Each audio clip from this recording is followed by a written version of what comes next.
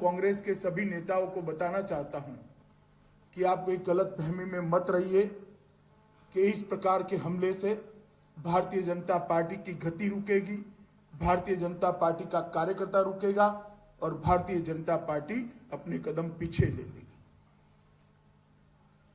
जितना इस प्रकार की हिंसा का वातावरण बनाएंगे, भारतीय जनता पार्टी और मजबूती के साथ बंगाल के अंदर अपने आप को मजबूत करने के लिए परिश्रम करेगी।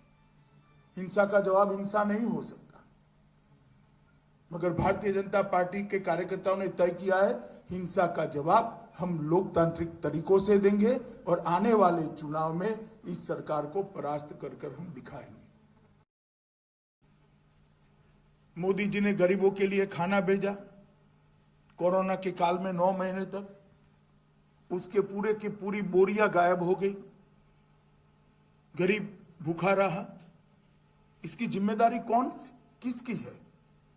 क्या सत्ता में है उनकी नहीं है? हाई कोर्ट ने दखल करनी पड़ती है, सीएजी के स्पेशल ऑडिट के लिए ऑर्डर करने पड़ते हैं। और क्या डर है सीएजी के ऑडिट से? क्यों इसके खिलाफ सुप्रीम कोर्ट में जाना पड़ता है? अगर कोई चोरी नहीं हुई है तो कहना चाहिए हम सीएजी के ऑडिट के ऑर्डर का स्वागत करते हैं। क्यों भागा जा रहा है सीएजी के ऑर्डर से? इसलिए भागा जा रहा है कि भ्रष्टाचार हुआ है। भ्रष्टाचार की जानकारी भी है जो सत्ता में है, मगर अपनों ने किया है तो उस पर बोलने के लिए कुछ है नहीं। अपनों ने किया है इसलिए पकड़ने के लिए हिम्मत नहीं है। जब परिवारवाद चलता है राजनीति में, तब इसी प्रकार की घटना एक के बाद एक आकार लेती है। मतलब आउटसाइडर। आरोप यह है कि बंगाल की अंदरूनी राजनीतिक मामले में आप दखल अंदाजी कर रहे हैं। इसको लेकर आपका टिप्पणी क्या है? ममता दीदी जब कांग्रेस में थी और इंदिरा जी यहां आती थी तो क्या कहती थी? वो बंगाल की अंदरूनी राजनीति में आंतरिक दखल थी क्या? जब वो कांग्रेस में थी और प्रणव दा आते थे या नरसिम्हा राव आते थे तो वो क्या कहती थी? बड़े मंच पर आपको स्वपन दा, राहुल जी, दिलीप घोष, समीक दा कोई नहीं दिखाई पड़ता है।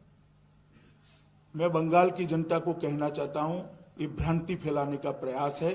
ममता दीदी, आपको हराने के लिए किसी को दिल्ली से आने की जरूरत नहीं है। आपके सामने भी बंगाल का धरती पुत्र खड़ा रहेगा, आपके सामने ही भी बंगाल का ही आदमी लड़ेगा और आने वाला मुख्यमंत्री भी बंगाल की मिट्टी का ही मुख्यमंत्री हम बंगाल को देने जा रहे हैं। राष्ट्रीय दलों की संकल्पना शायद उनकी मेमोरी लॉस हो गई, वो खुद राष्ट्रीय दल का मेंबर रही। और आप इस प्रकार के देश की कल्पना ममता दीदी आप चाहती हैं जहां एक राज्य के व्यक्ति दूसरे राज्य में ना आ जाए? इस प्रकार का देश चाहते हैं? इतनी कंजर्वेटिव सोच बंगाल के अंदर नहीं स्वीकार होगी दीदी, आप कितना भी हो हल्ला करो। बंगाल खुले मन के लोगों का प्रदेश है, संकीर्ण लोगों का प्रदेश नहीं है।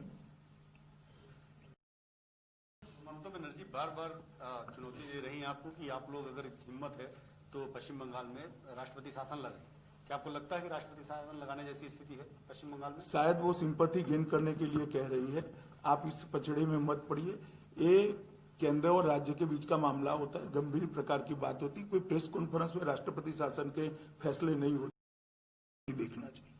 सर, तृणमूल कांग्रेस के पुराने चेहरे अभी भाजपा के नए चेहरे हैं, तो सर आप लोगों को फर्क कैसे समझाएंगे?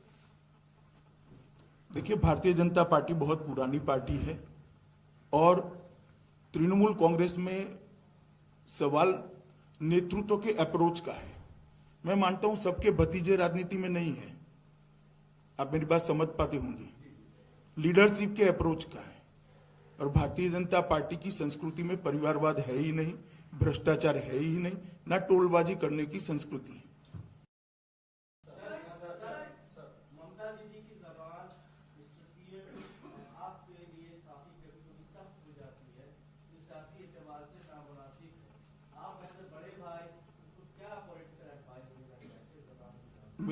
मेरा काम उनको एडवाइस देना नहीं है, चुनाव में हराना है।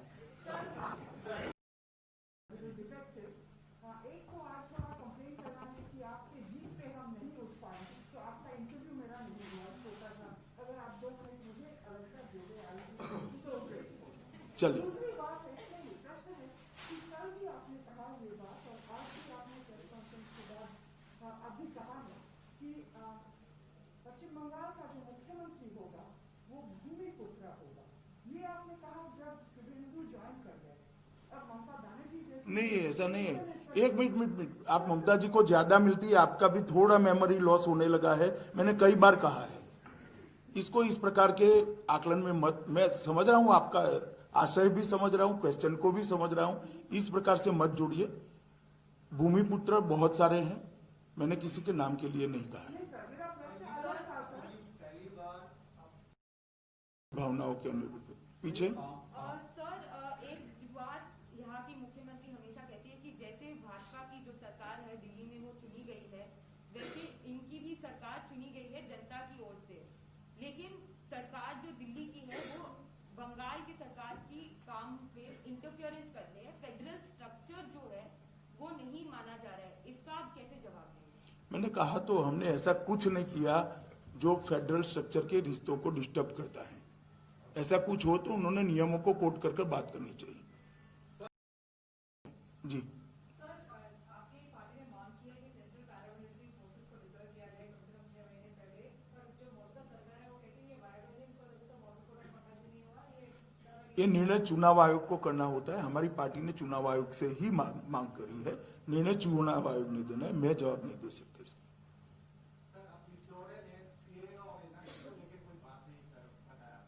ये अंतिम दौरा नहीं है, आप क्यों इतने उतावले होते हो? अंतिम दौरा नहीं है भैया, ठोक कर बात करूंगा जब करूंगा। हाँ, चिंता मत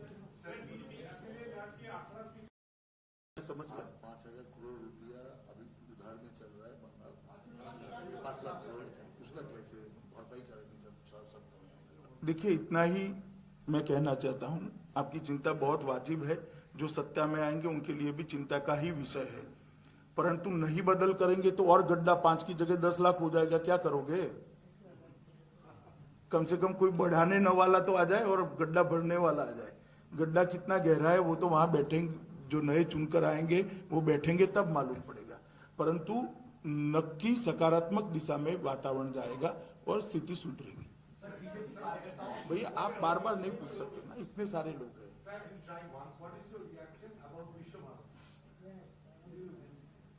इसमें रिएक्शन क्या है? देश का हर नागरिक विश्व भारती में मौका मिले तब जाना चाहिए। मैं भी गया, बहुत अच्छा लगा, मन को शांति मिली, आत्मा को शांति मिली और गुरुदेव टैगोर को श्रद्धांजलि देते वक्त बहुत अच्छा लगा।